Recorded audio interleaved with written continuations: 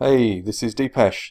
This is the content planning matrix, and I like to use this document to really get through the skin of the customer and understand how to communicate to them in a way that's going to attract them into the product, build a relationship, find that rapport point, and convert them from interest into click into my website. Now, depending on the type of ad that you create, you'll do a lot of pre-selling in the ad itself.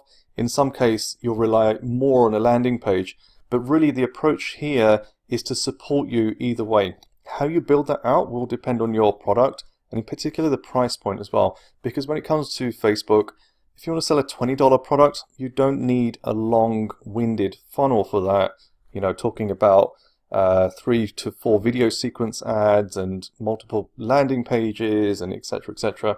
You need it to be a lot simpler, but at the same time, depending on your brand, of course, you don't necessarily want to go straight out there and say, hey, 50% off. Yes, that will get the click, but it will attract a type of client or a customer that may not be right for your brand. If you are doing that kind of drop shipping, then I would encourage you to try and think about your customers and your content differently, because it's a crash and burn methodology. If you're going straight for the discount with the first message you communicate, you will attract, and I feel bad saying this, but the bottom feeders, the ones that just absolutely thrive on discounts, they are also the ones that will give you the biggest pain in your butt.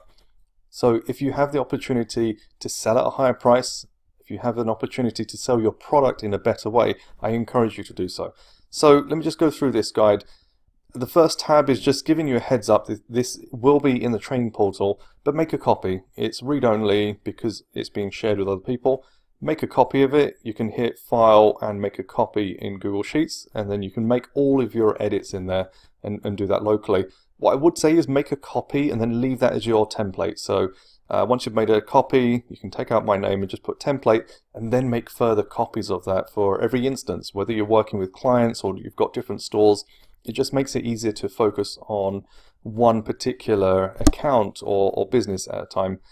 What I've done is, if you look down here at the tabs, the orange tabs are set up as examples and as a guide. The examples come later on. These are set up as a guide, and I'll go through those shortly.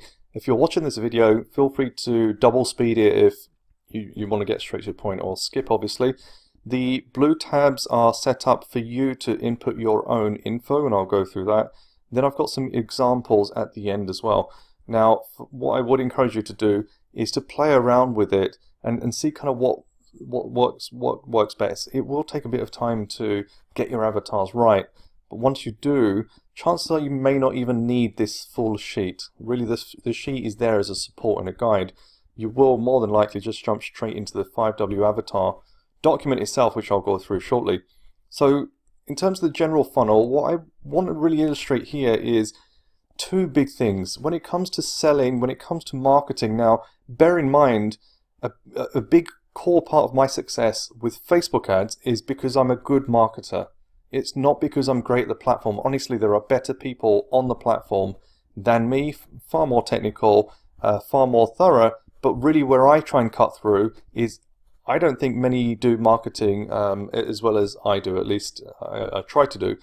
And it's because I've been in this marketing game since 2005, and I have learned from some amazing marketers, some big global agencies on how to create marketing campaigns. Now, for some of you, it may feel like fluff, but I'm here to tell you, with all my successes I've had with Facebook ads, with TV ads, with email marketing campaigns, affiliate marketing, SEO, everything has been done from a marketing perspective, and really understanding how do I get people from different steps of the journey. So if you've been through some of my funnel guides, you'll know that my goal from the very first ad isn't to get someone to buy, because it's impossible. They're not going to see the ad and throw their credit card at you, but I do want to open them up.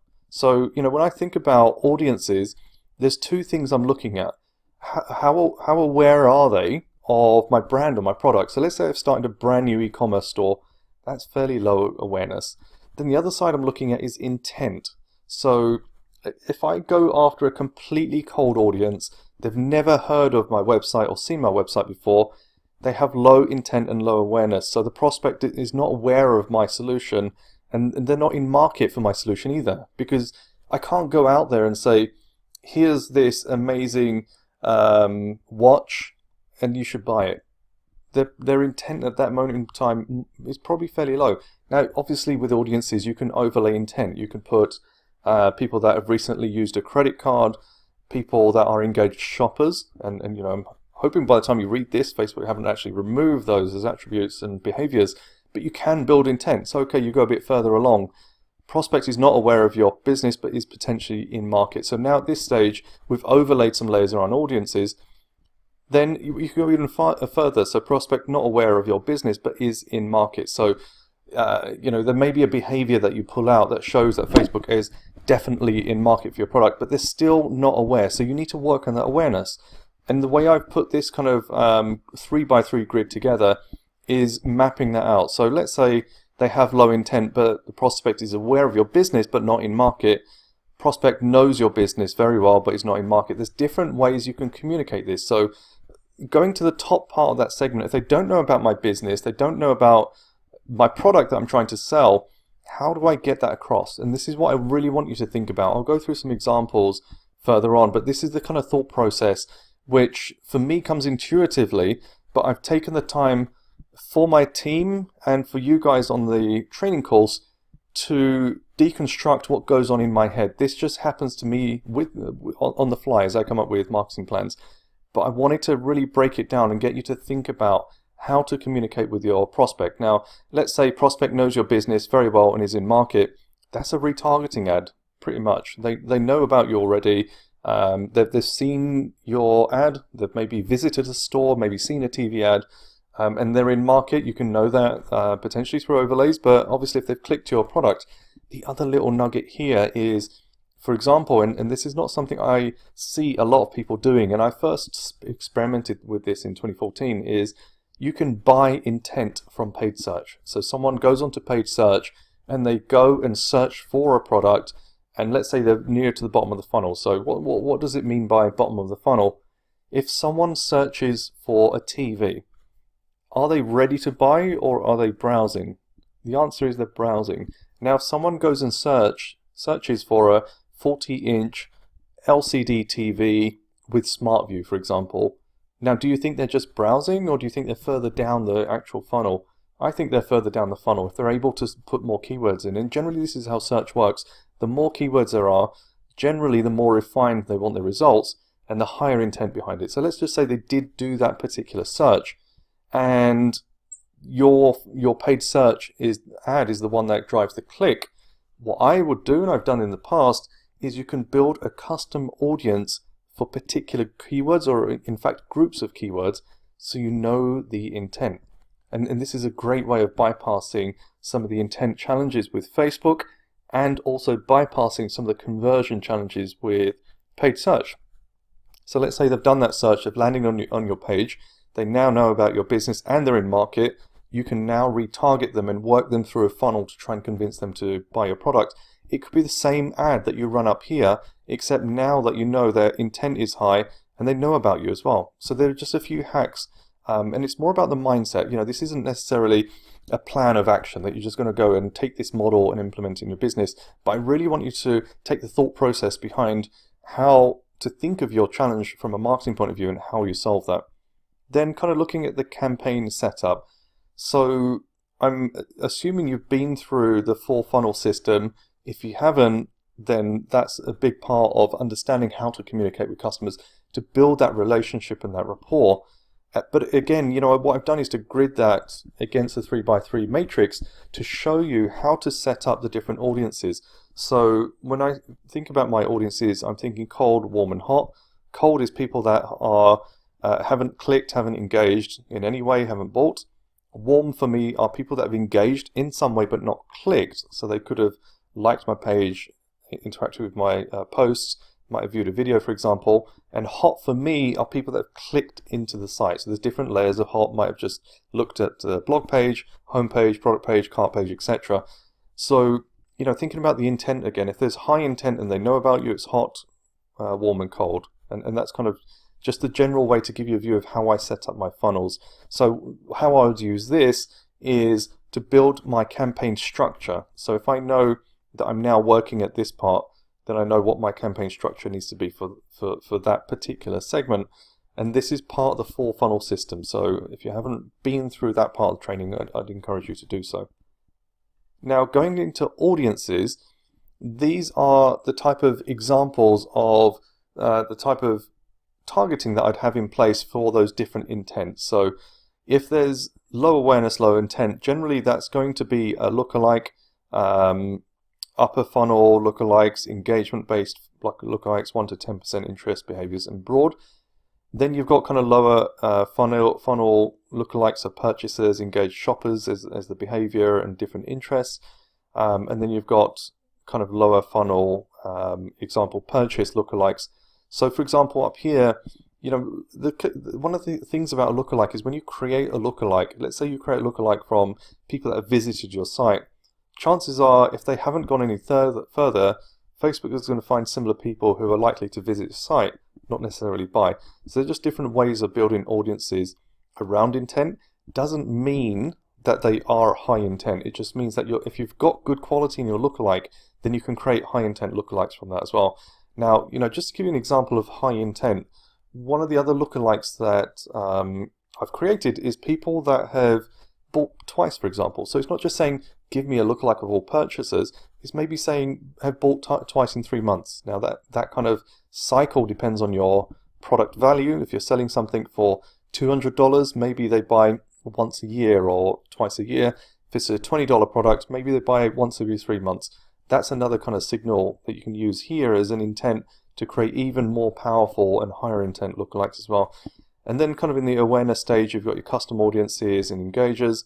And then your high are people that have engaged somewhat on your site. And there's different levels of engagement there. So this is more for illustration. I don't want to spend too much time on this, but it's more just to give you an illustration of how I'm mixing my funnel and my audiences at that step. Now, going into the actual content, there's 3 R's that I focus on: relationship, rapport, and relevance. So as you can see here, relationship is I'm here for you and I'm actually starting that communication. Rapport is I understand you, I hear you, and I'm here for you. And relevance, I know what you need, or at least showing that you know what they need. And, you know, I'll just expand on the copy here. So relationship is built using the graduation framework funneling system. That's about testing. You know, one of the core things about the graduation framework is finding audience and ad pairs. For me, that's a relationship. That's almost like matchmaking.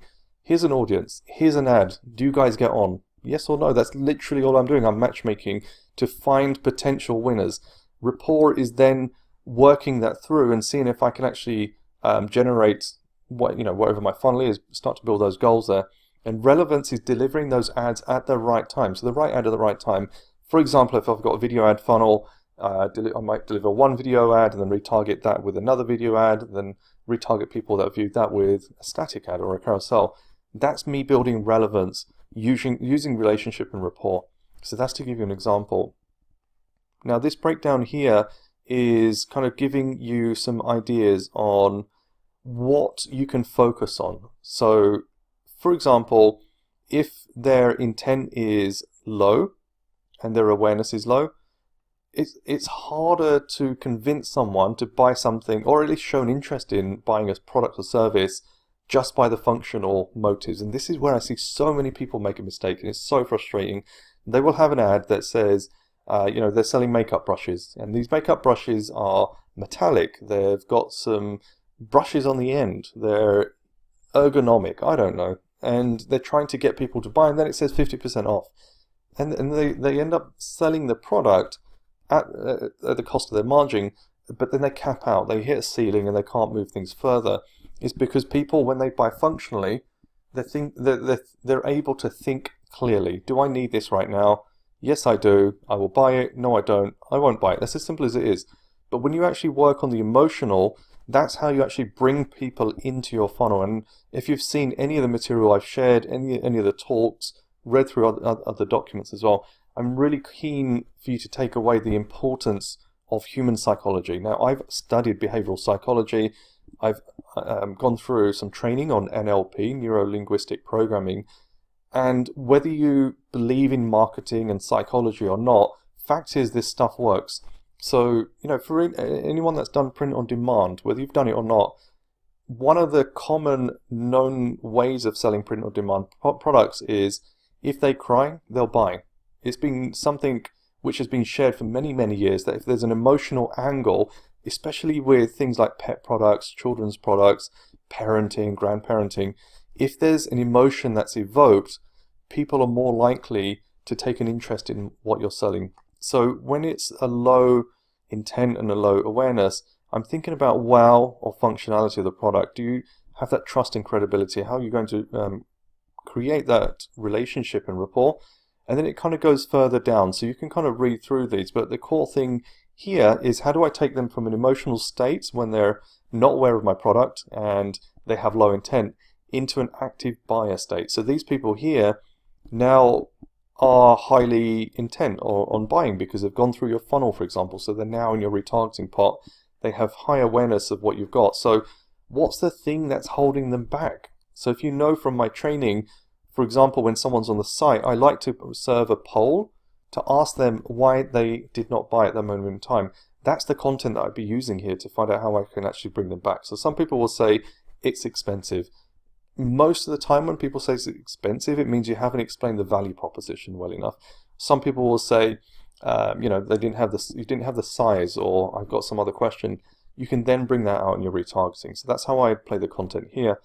Then going further down, this is just illustrating how I take the approach of making people aware of a problem. So for example, some people don't even know they have a problem. So one of the great examples I like to use is Henry Ford. At no point did anyone say to him, you know what, we need to upgrade these horses and replace them with cars. So that's the kind of, as the story goes, he didn't ask people what they wanted. He made something that he believed they needed. Similar thing could be argued of Apple. No one at the time was even imagining they needed an iPod. Apple produced it and launched it. Now everyone needed an iPod. And Apple kind of led the way for many years with the iPad and things like that. They created a solution for a problem people didn't really know they had. That's a great way of actually taking the angle. So there's different ways that you can highlight a problem, but one of the things is if you talk about the problem in the ad, people are more likely to connect to it if they're the right customers. So earlier I talk about opting people in if they're the right customer. You also want to opt them out if they're not. So if the problem that you're talking about is, going back to makeup brushes, aren't you fed up of always having to replace your makeup brushes? These ones come with a 5-year guarantee, whatever. Now, if you're interested in makeup brushes and a problem of having to replace them, and I completely make that up. If you know me or not, I don't actually use makeup brushes, but just to give you an example, if that was the problem and I was interested in it, then that would appeal to me. And if I'm not, it doesn't, because I'm focused on quality of clicks, not on volume, because that for me is a way of maximizing the data and the performance. Facebook loves great data going into your website, coming out of your account. So if I'm getting this is an example. If I'm getting a low CTR, let's say 0.8% or 1%, but the people that click are having a great experience on my site, my bounce rates are low, my conversion rates are high, that counts for way more than having like a 4% conversion click-through rate on your ads, but a really low site performance. So that's something to really, really think about when you're creating your ads. So for example, I've heard people talk about running traffic campaigns. They just want a pile of traffic from their audiences into the site, and then what they do is retarget them. The problem with that is you're sending a lot of bad signals to Facebook, especially if it's poor quality traffic. The ad, honestly, it's easy to create ads that create high click-through rate. It really is, but it's really hard to find ads that convince people that your solution is right for them. And I think that's what I would really encourage you to think about here as well. Then going on to formats, this is just an indicative view of how I manage the different formats. This is guidance. This is not exactly what you should do. It really depends on what your AOV is, what kind of product and niche, etc. But this is just an idea of different formats to play with.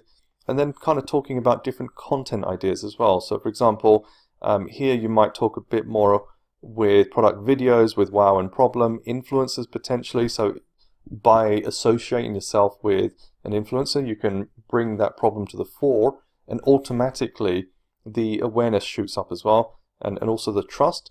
It could be testimonials or reviews. Generally, I do run them in my kind of mid-funnel, but they can work top of funnel, especially when you've got a really good visual review or testimonial and they're really breaking out the product, and it's genuine. You know, people can tell if it's a fake review, so make it genuine as well. And then also kind of info videos. What I talk about info videos is, let's say you have a 60 to 90 or maybe 120-second video which talks about a problem and a solution. So for example, when I'm doing lead generation, when I'm selling services, courses, coaching, things like that, I will often drop really short videos in and say, yes, you know, scaling Facebook ads is a common problem. These are the things that you need to look at right now. Now, if someone opts to view that video, I know that scaling is their problem. And if they watch, let's say 75% or more, they're really interested in finding out how to solve their scaling problem. So then I can build a funnel off the back of it. So that's just an idea there. And then as you go through, there's different things that you can look at for your content. FOMO, fear of missing out, is obviously a big one to get people, but it often works far better when their intent is higher and their awareness is better as well. Because if you start running FOMO here, they don't know who you are, they don't really know about your product, they don't trust you, you've not really sold them on anything, and you say, hey, only 5 left, hurry up and buy. You know what? They're just going to skip it because that doesn't mean anything to them. So high intent, or at least higher intent and higher awareness, makes a big difference with that as well. Then looking at this is really the core of where I spend a lot of my time. I'm going to break this out into a separate video because the introductory part is already quite long, and I know how hard it is sometimes to break these things out. So this video has been about introducing you to how I see my content campaign planning. In my next video, I'm going to talk about the 5W avatar and how you can actually apply that for your business.